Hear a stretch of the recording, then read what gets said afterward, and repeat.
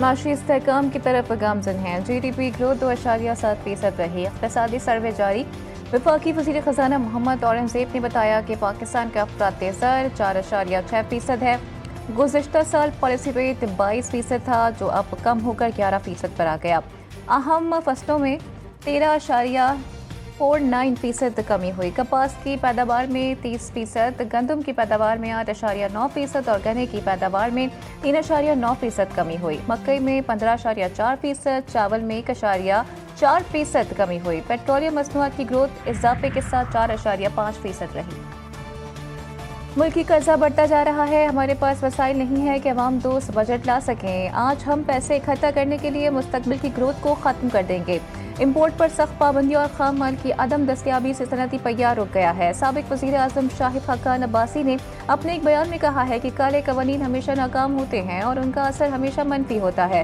حکومت کے پاس اس وقت سیاسی انتشار ختم کرنے کا سنہری موقع ہے۔ آئین سے ہٹ کر کوئی بھی فیصلہ ملک کو مزید مشکلات میں ڈال سکتا ہے۔ امید ہے کہ ڈونلڈ ٹرمپ یا ان کی حکومت اپنا وعدہ پورا کرے گی، کیونکہ تنازعے کے دوران پاکستان کی دفاعی پوزیشن بھارت سے بہتر تھی۔ جنگ میں برتری کے باوجود ہم نے جنگ بندی پر اس شرط پر اتفاق کیا کہ مستقبل میں تمام کشیدگی کے نکات پر ایک غیر جانبدار مقام پر مزید بات چیت ہوگی۔ چیئرمین پیپلز پارٹی بلاول بھٹو نے لندن میں میڈیا سے گفتگو کرتے ہوئے کہا کہ پاکستان نے 6 بھارتی طیارے گرا کر اپنی طاقت کا مظاہرہ کیا، اب امن قائم کرنے کی ضرورت ہے۔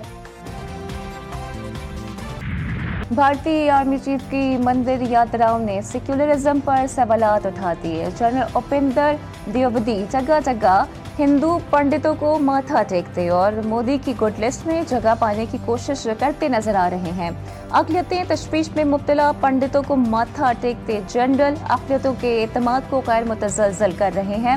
انڈین ملٹری کو وردی پر زعفرانی داغ آئین کی بے حرمتی کی نشانی بن چکے ہیں۔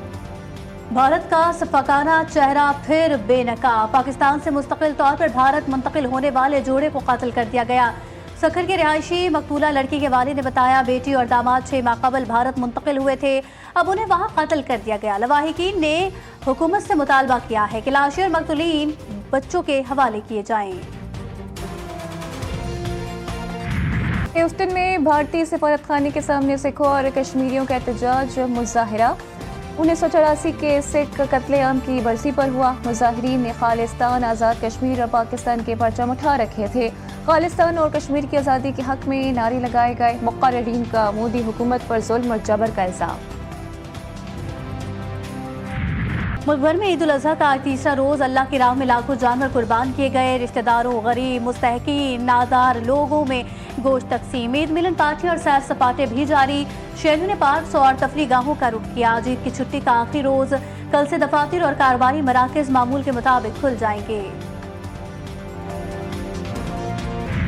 وزیر اعلیٰ سندھ کی جانب سے عید ملن پارٹی کا اہتمام۔ مختلف ممالک کے سفارتکاروں کی شرکت۔ مراد علی شاہ اور سفارتکاروں نے ایک دوسرے کو عید کی مبارکباد دی۔ وزیر اعلیٰ سندھ نے معزز مہمانوں کی تواضع، مشروبات، مٹھائیاں اور ٹکہ کباب سے کی۔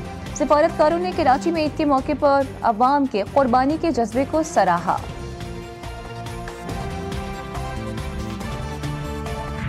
علائشوں اور کوڑے کو ریسائیکل کیا جائے گا۔ پنجاب کی ہر گلی محلے کو صاف ستھرا بنایا جا رہا ہے۔ پنجاب کی سینئر وزیر مریم اورنگزیب کہتی ہیں کہ ہر ضلع کے انتظامیہ نے صفائی مہم کو مؤثر بنایا۔ پنجاب کا سب سے بڑا کلین اپ آپریشن جاری ہے۔ وزیر اعلیٰ مریم نواز کی ہدایت پر پنجاب ستھرا ہونا چاہیے۔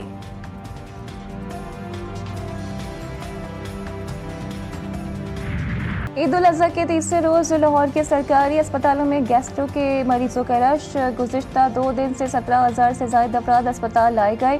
ماہرین صحت کا کہنا ہے کہ بے احتیاطی اور بسارخواری معدے کی بیماریوں کا سبب بن رہی ہے۔ شہری گوشت کے ساتھ سبزیاں، سلاد اور دہی کا استعمال کریں۔ پاکستانی حجاج کرام کی وطن واپسی کل سے شروع ہوگی۔ قومی ایئر لائن کی حج پروازیں لاہور اور اسلام آباد پہنچیں گی۔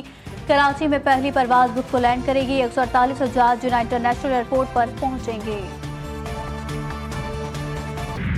شہری ہو جائیں ہوشیار، سورج آگ برسانے کو تیار۔ آج سے 12 جون تک ملک بھر میں شدید گرمی ہوگی۔ محکمہ موسمیات نے پیش گوئی کر دی۔ کشمیر، کے پی، اسلام آباد اور پنجاب میں دن کا درجہ حرارت معمول سے 5 से 7 डिग्री जायद रहने का इम्कान। सिंध, जनूबी पंजाब और बलूचिस्तान में दर्जा हरारत 4 से 6 डिग्री सेंटीग्रेड जायद रहने की तवक्को है। पंजाब में नॉन रजिस्टर्ड रेस्टोरेंट्स और शादी हॉलों की रजिस्ट्रेशन का फैसला वज़ीर आला मरियम नवाज ने मंजूरी दे दी। टैक्स बढ़ाने की तजावीज़ मुस्तरद।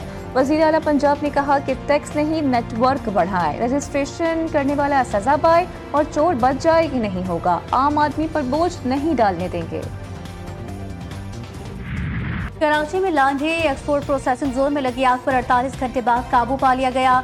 कूलिंग का अमल जारी। आग से एक फैक्ट्री मुकम्मल तबाह, दूसरी मखदूश हो गई। 5 फायर फाइटर जख्मी, एक की हालत तशवीशनाक। फायर ब्रिगेड हुकाम के मुताबिक आग केमिकल की मौजूदगी और तेज हवा के बायस फैली। आग लगने की वजह मालूम नहीं हो सकी।